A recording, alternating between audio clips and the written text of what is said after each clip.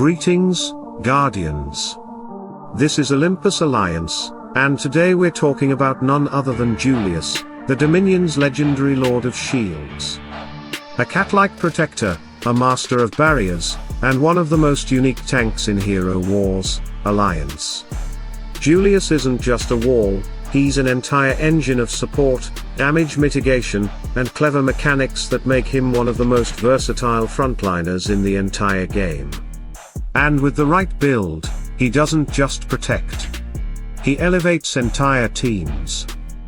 So today we'll dive into his skills, his builds, his glyphs, his skins, his artifacts, his talismans, and of course, how to bring him down when you're facing him. By the end of this, you'll know exactly why Julius has earned his reputation, and how to get the most out of this feline defender. Let's start with what makes him special, his skills. Julius's first skill is Meowsterpiece of Defense.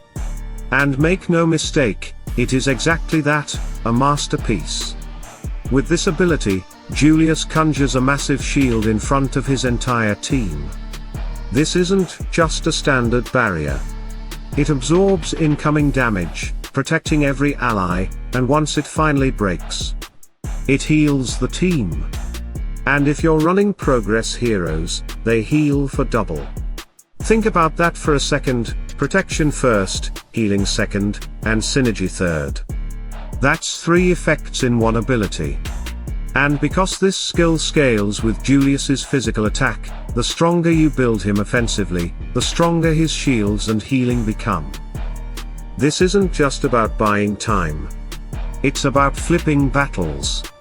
While that shield is holding, allies like Astrid and Lucas can send Lucas forward to soak single hits that might otherwise threaten Julius himself. And Isaac's shield drones stack beautifully on top, adding another layer of protection. The result? A team that's practically impossible to break through quickly. It's not just defense, it's tempo control.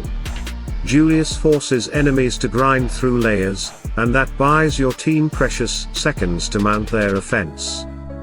His second skill, Copycat Device, is just as clever as the name suggests. It works in 2 parts.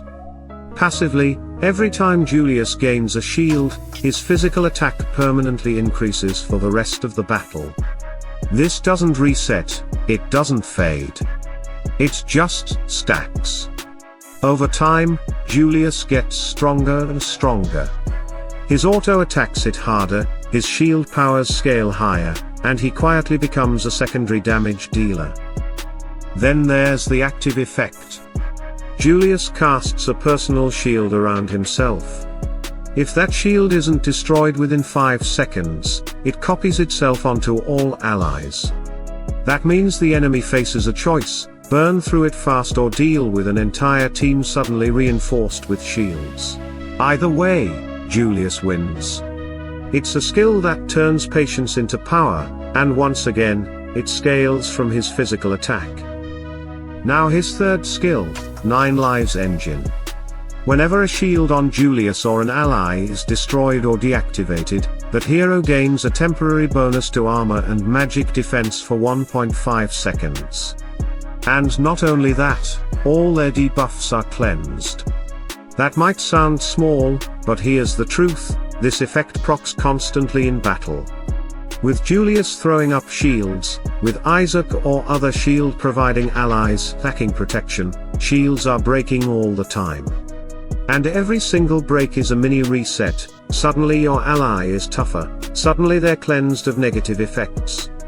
It means your team is always bouncing back, shrugging off debuffs from heroes like Satori, Krista, Lars, or other control-heavy opponents.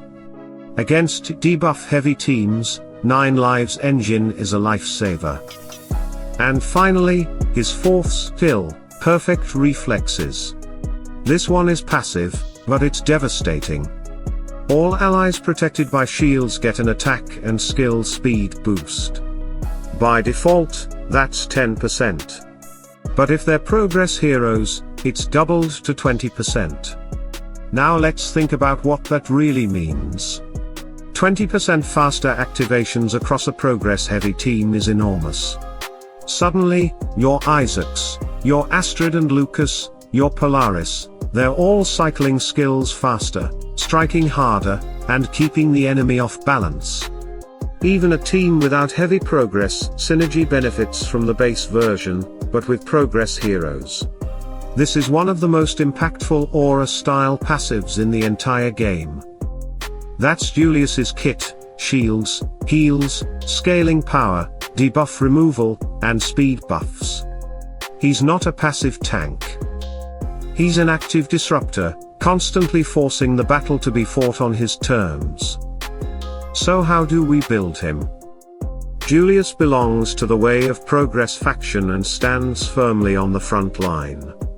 His build needs to balance his survivability with his scaling offensive power, because remember, his shields scale with his physical attack. For items of rank, focus on strength and physical attack. Violet rankings give you access to staples like the Apostle's Mace, World Tremor, and Cosmic Tremor. These boost his damage output and therefore his shield scaling. Moving into orange rankings, you'll want the Ruler's Globus, Staff of Stubbornness, and Evil Genius Cuirass. By orange +3 or +4, Julius starts to feel truly unbreakable. His shields are massive, his heals are potent, and his physical power is pushing him into damage dealer territory. Now let's look at skins. Julius has 6, and prioritization is everything here. Number 1 priority is his health skin with the plus version. This boosts his survivability enormously, buying him the time he needs to activate his shields. After that, focus on toughness. This skin reduces incoming damage by percentage and nullifies crushing effects, which is essential for a tank who relies on his abilities to carry the team. Third, go with physical attack. This amplifies his shield strength and his passive scaling from Copycat Device, making him a stronger protector and secondary threat. Fourth comes the default skin, which scales strength and adds both survival and skill power. Fifth is critical hit chance. It's not essential, but it does give Julius the option to double his physical damage when luck is on his side. Finally, the magic defense skin comes last. It's useful, but not nearly as impactful as the others, since Julius thrives more on his shield mechanics than raw defensive stats. Future skins focused on toughness or physical attack should always take top priority, because they multiply his most important mechanics. On to glyphs. Julius's glyphs cover physical attack, health, critical chance, armor, and strength. Start with strength, because it boosts both his survivability and his shield power right away. Next, go with armor to solidify his physical defense. After that, push health to increase his time on the battlefield. Fourth is critical chance, to give him that burst damage potential. And lastly, physical attack, because his other boosts and skins already give him scaling. As always, take glyphs to level 40 unless you're pursuing the class bonuses. Now, let's talk artifacts. Julius's weapon artifact spreads critical hit chance to the team every time he casts his ultimate. His book increases his own critical hit chance and physical attack. And his ring boosts his strength. The right order of priority is clear. First, invest in the ring artifact. Strength directly increases his survivability, and his skill effectiveness, making it the most impactful. Second is the book, which scales his shields and damage. And last is the weapon artifact. The team-wide creep chance is nice, but it's secondary, and sometimes wasted if you're running magic-based allies. For the gift of the elements, you'll want to max it out. Strength and physical attack are both essential. Julius needs these to survive the heaviest onslaughts and to ensure his shields and passives scale effectively. As for talismans, Julius has 2, one that boosts strength and armor penetration, and another that increases physical attack and toughness. Both are excellent. The catch is that they're VIP and harder to obtain, but if you can get them, they make Julius far more formidable. Even without them, though, a properly built Julius still performs at a high level.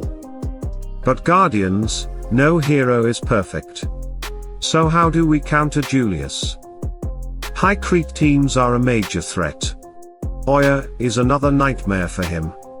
Her ability to shred shields makes Julius her favorite snack. Once she's in play, his entire kit starts to crumble. Jorgen can also disrupt him by cutting off energy gains, slowing down his activations. Amira is another strong answer. Her fourth skill, Endurance Test, specifically punishes strength-based heroes like Julius. If his health dips at the wrong moment, she can completely drain his energy. Heidi is another thorn in his side.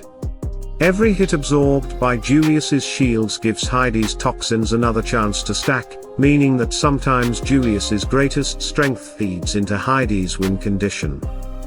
Finally, consider the long game. Julius thrives in extended battles, scaling up through shields and passives. But heroes who grow stronger over time, like Mushy and Shroom, Aiden, Zesha, and Martha, can turn the tables. Their scaling eventually matches his, and when paired with strong healing, they can outlast even the best Julius compositions. And that, Guardians, is Julius, the Dominion's Lord of Shields. A tank who doesn't just stand there, but actively shapes the battle. With his layers of shields, heals, buffs, and scaling power, he's one of the most rewarding tanks to invest in, especially if you build him smartly with the right priorities. But like all heroes, he has his weaknesses, and knowing those is the key to beating him. So what do you think? Do you run Julius as the backbone of your team? Or do you love breaking him down with heroes like Oya, Cornelius, or Amira? Share your thoughts in the comments, Guardians. And don't forget, if this guide helped you, hit that like button, subscribe to Olympus Alliance, and ring the bell so you never miss out on new breakdowns, guides, and strategies. Stay tuned, stay sharp, and as always, salute and friendship.